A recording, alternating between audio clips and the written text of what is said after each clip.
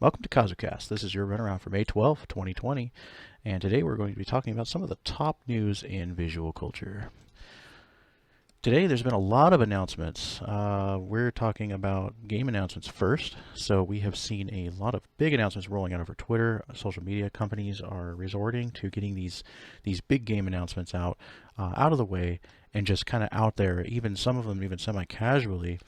In the wake of there being no E3, no other big conventions or shows. A lot of these shows are either canceling this year due to COVID-19 reasons, or they are going online. We're seeing a lot of online events pop up featuring live streams of panels, press conferences. It's just they're getting really creative with a lot of it. But sadly but understandably, a lot of these events aren't able to take place this year. So via social media day, we actually saw a whole bunch of PlayStation news. That's right. The PlayStation Studios announced that they're going under a new brand name of PlayStation Studios. And we've also got Tony Hawk's Pro Skater 1 and 2 coming out September 4th. Very, very nice announcement there. Tony Hawk himself was involved in a little event that went on earlier today. Jeff Keighley had an event going on with Mark Hamill popped in. It was a really nice bunch of announcements there.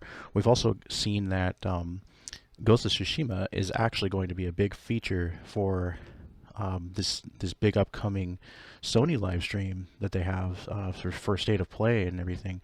So we're really looking forward to seeing more of that as well. It's been a couple years since we've seen Ghost of Tsushima over at E3 a few years back. I actually got the chance to be present at the reveal, and it was an incredible experience. That year they had like a flute player come out. If you watched the E3 live streams, you may actually remember that year. Incredible experience, and every time that we get to look at this game, it is actually fantastic. We want to see more of Ghost of Tsushima. So, aside from that, what else did we see today? We saw a sneak peek of Iron Man VR. That's coming out soon. And there is a new trailer out there now for Trails of Cold Steel 4. That was a nice trailer. I have to say, like, some of the scenery, the art style, all of it staying true to the whole Trails and Legend of Heroes series in general.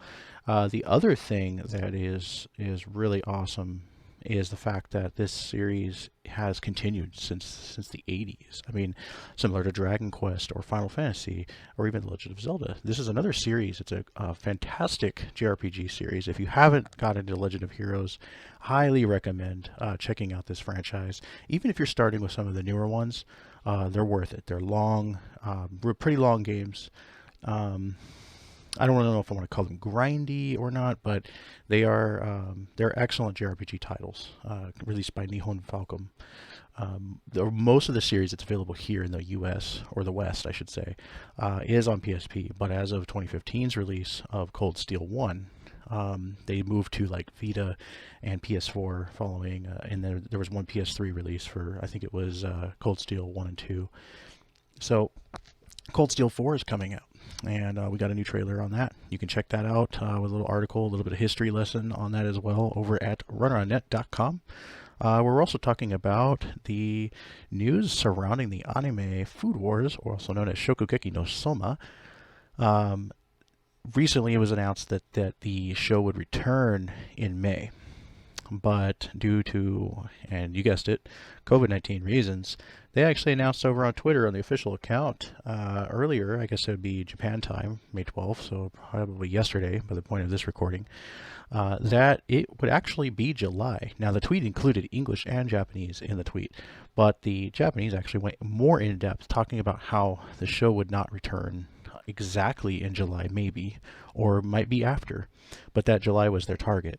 So where the English actually says in July, the Japanese talks about around July. So we'll see what happens there. But a lot of people are looking forward to that new season. A lot of folks are expecting to see the characters return, and there's a lot of stuff going on in the story that's been really climactic. So it's very anticipated. Now, there is a lot of other shows and games that are even getting the 2021 treatment. So to see some of these studios power through and still pull it off and say, okay, well, we found ways to still get this out for people mid-year before it's too much later, and still pretty close to the time that they originally targeted is actually not bad, and it's brave of them to attempt that.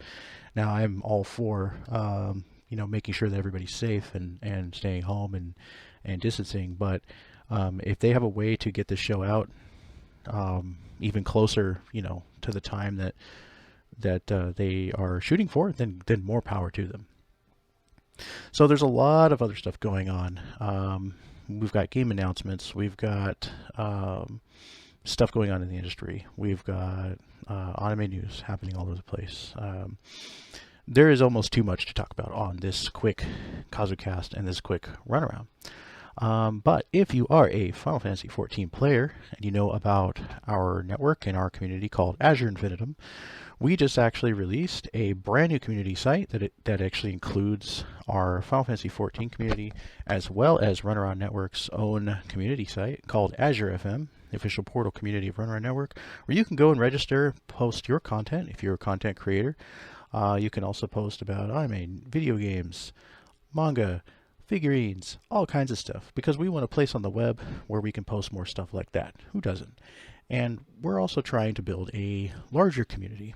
We're actually branching off of our incredible Final Fantasy XIV community that's run for 6 years now, ranked very highly in the rankings, and has been continuous in setting trails and blazing trails, setting trends. Almost got that wrong. And it's just been an amazing experience altogether. There's a lot that I could talk about with that, but wanted to do a little bit of a shameless plug there, just in case you're somebody who's been interested in the game, you're looking for an active, friendly, and organized community you can get involved in, a place that welcomes newbies, new players, almost said nooblets, and also experienced players, raiders, and more. So definitely check out Azure Infinitum or AzureInfinitum.com if you can. AzureFM.com for the community site. That goes for FF14, Monster Hunter World, and regular Azure FM, where you can talk about all kinds of otaku and geek stuff. And that is the portal community for Runaround Network. Now, here today we've also got another announcement to talk about real shortly. We don't have a lot of information on this one, but Harvest Moon One World announced for fall 2020, coming out. Also announced for the Switch. I mean, that is something. A lot of speculations are going on right now. People are making all kinds of jokes. There's memes talking about, goodbye Animal Crossing, hello Harvest Moon. There's been a lot of talk for years about a online Harvest Moon and how that would actually play out and how that could be done. Not a whole lot of information released today on that.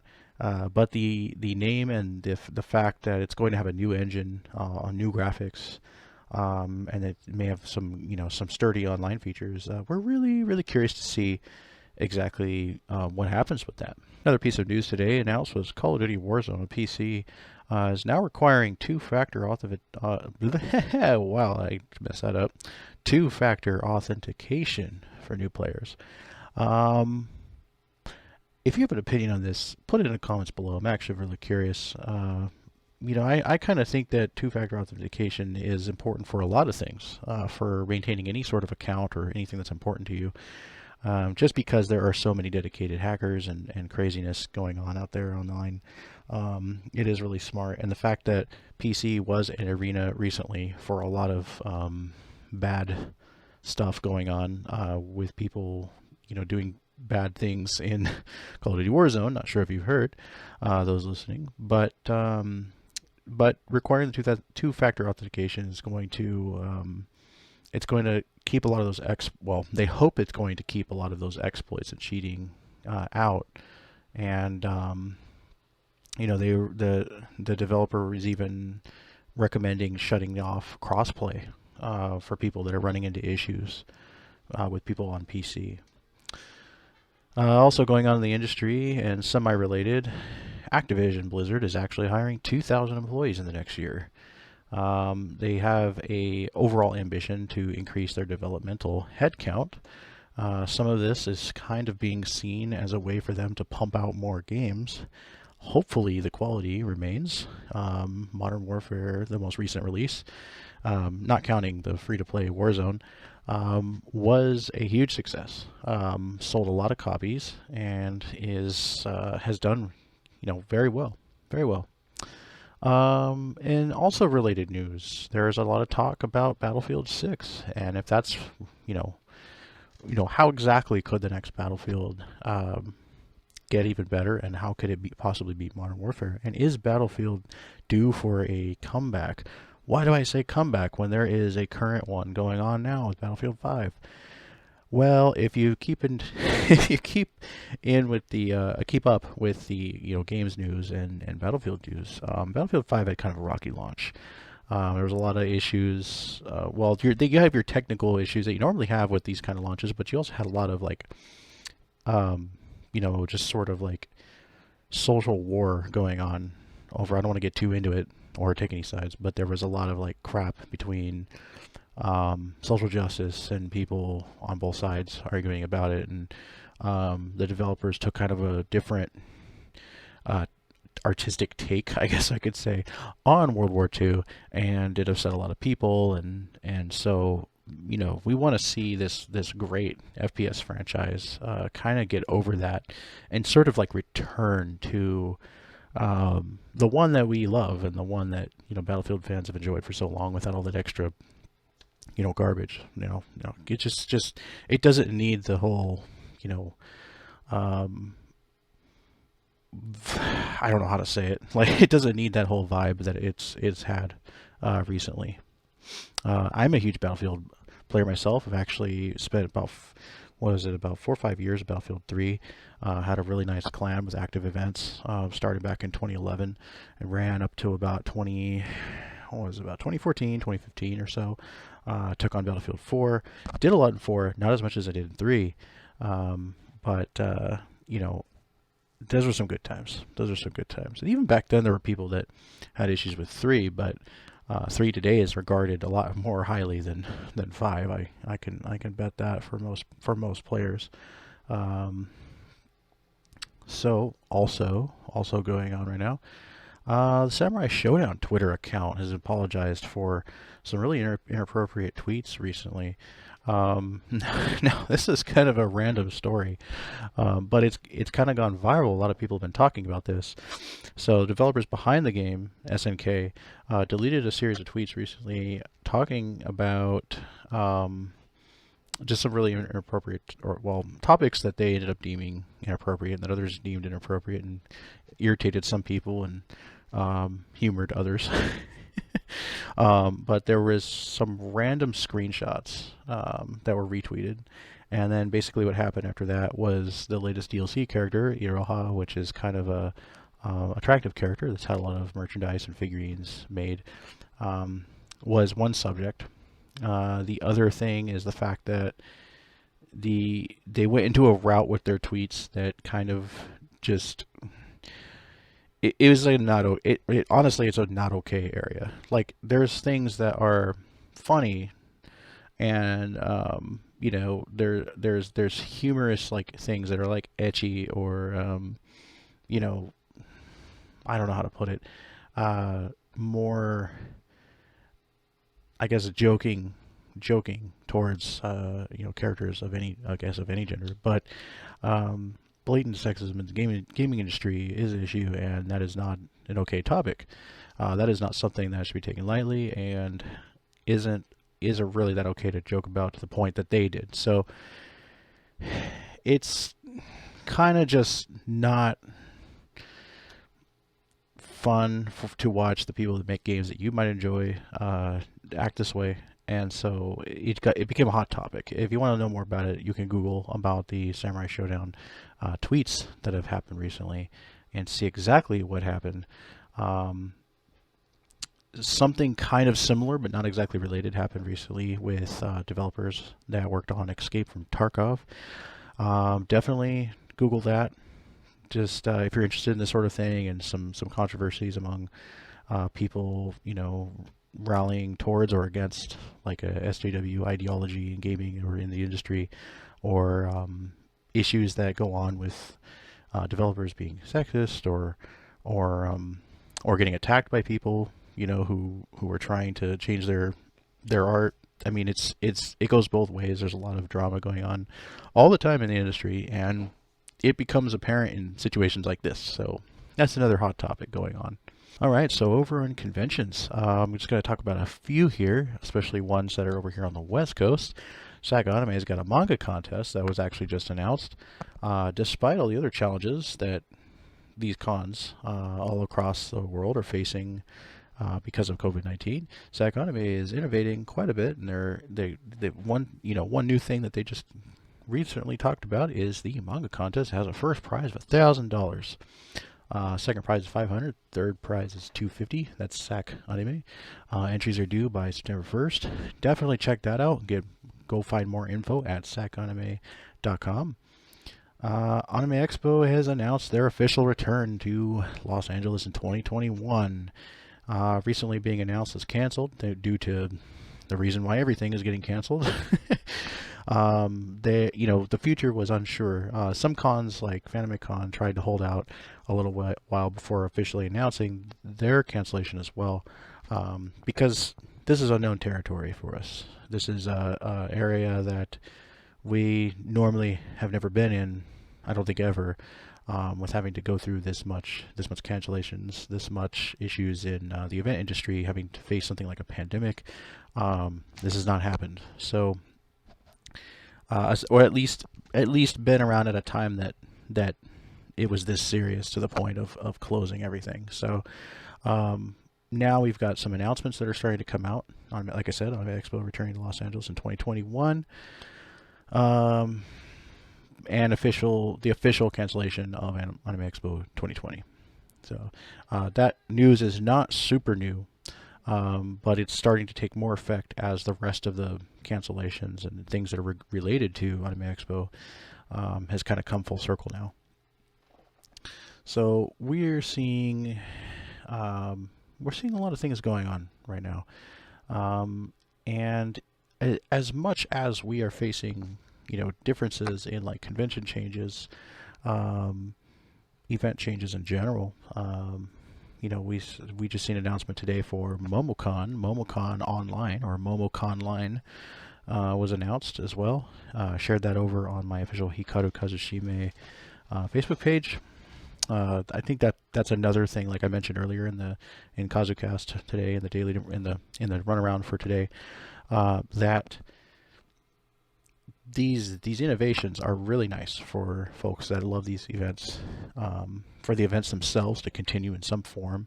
For now, it's going to be a while probably until we see a time that things can go back to normal. But until then, I'll be sharing as much as I can events that have online live streams or panels, anything that these events are doing to kind of keep a sense of normalcy and how the normal convention flow goes, and how we can continue to enjoy, visual culture and everything that we love about the industry. I'll be sharing as much of that as I can across my social media whenever I can see it or whenever it pops up. So it's really interesting too. Another thing is there has been several companies that have had little ad campaigns or artwork done to support what's going on right now, or to add some form of encouragement, or maybe even a level of like, here's our characters doing stuff at home, and just supporting people staying at home and staying safe. Cells at Work is one. Cells at Work Anime has a bunch of artwork or little ads, just showing the characters fighting coronavirus, because if you've seen Cells at Work, it's about bodily functions and cells fighting diseases. So honestly, I actually already had imagined this back when the virus was first being talked about the characters from Cells at Work, fighting the virus. So there's now an actual little stay-at-home campaign featuring art of them fighting the virus. Another thing that's similar is Final Fantasy XIV has official art, just a little gallery or a set of like 4 art pieces that came out over the last few days, showing some of the main characters doing stuff at home, and showing them finding things to do and staying busy at home. It's just a kind of a nice little touch. It's not the only time though that Square Enix has actually addressed coronavirus. They've actually had a campaign that's just started I think the emails went out yesterday or the day before, talking about how if you spend $100 or more at their store, you get a official Square Enix members mask, and that's been met to a lot of like different reception. I mean, some people are like, "Well, that's kind of dumb, $100 for a mask," and other people are like, "Well, that's cool that you get that if you already spent $100." And then I'm over here thinking, well, a lot of their crap is expensive anyway because you can't even get a regular like figurine from Square Enix for like for under $100 if you're looking at the Play Arts series usually. So I mean, kind of a nice gesture, I guess, if you don't look at it as just $100 mask. But nothing can be worse than that. What was it? $100 like phone stand or something? I can't remember what it was. It was something that Apple came out with. If you remember what it was, just type in the comments below. Let me know what it was. It was like $100 stand or something that came out like a few months back, maybe a year ago, that everybody was laughing about. All right, so a few more things here real quick, and then I gotta get going for today.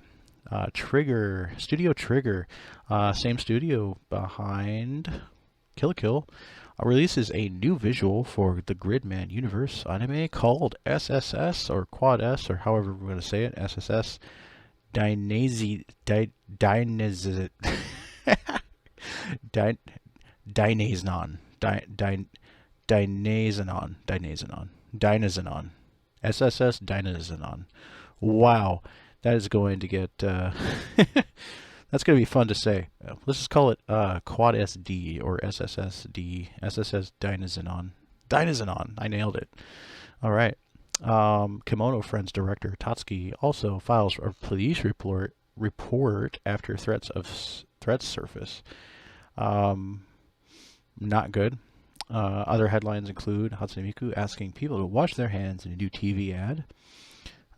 Japan being in the middle of their state of emergency, they've got little ads going on, just like other places, and they include Hatsune Miku asking you to wash your hands. Never a bad idea. Never a bad idea. In other news, fans have voted for the most popular Kyoto animation anime so far. This studio has a lot of ups and downs, probably more downs thanks to that arson fire from last summer that destroyed one of their main buildings. And a lot of their work, and a lot of famous directors and animators, the people that worked there. But there's a nice little poll that's gone on recently that shows fans voting for the most popular, or not so much most popular, but like which show that's been made by KyoAni that they've enjoyed the most. So top 20, let's see, 20 is Fullmetal Panic, Fumofu. 19 is Air. 18 is Tamako Love Story. 17, my personal favorite, Melancholy of Haruhi Suzumiya. 16 is Lucky Star. 15 is Miss Kobayashi's Dragon Maid. 14 is A Silent Voice. 13 is The Disappearance of Haruhi Suzumiya, or Suzumiya Haruhi no Shoshitsu. Another one of my favorites, that would be the movie. 12 is Tsurune. 11 is Love Chunibyo and Other Delusions. 10 is Beyond the Boundary. 9 is Nichijou. 8 is The Melancholy of Haruhi Suzumiya, or Suzumiya Haruhi no Yutsu. Now, hold on a second. How did that get 17? And, oh, okay, we're looking at it right now. The one that's 8 is the original season. The one that is number 17, that I said earlier, is actually the other season, the second season that would come out. Okay, so continuing on, 7 is Liz and the Bluebird. 6 is Clannad. And number 5 is Keon. Number 4 is Hyoka. Number 3 is Free. Number 2, Sound Euphonium. And number 1, Violet Evergarden. And there it is, the top 20 voted by about 10,000 fans for their favorite Kyoto Animation anime. And that today is your runaround for May 12th, 2020. Thank you for listening to KazuCast, and we'll see you next time. Thanks for running around with me.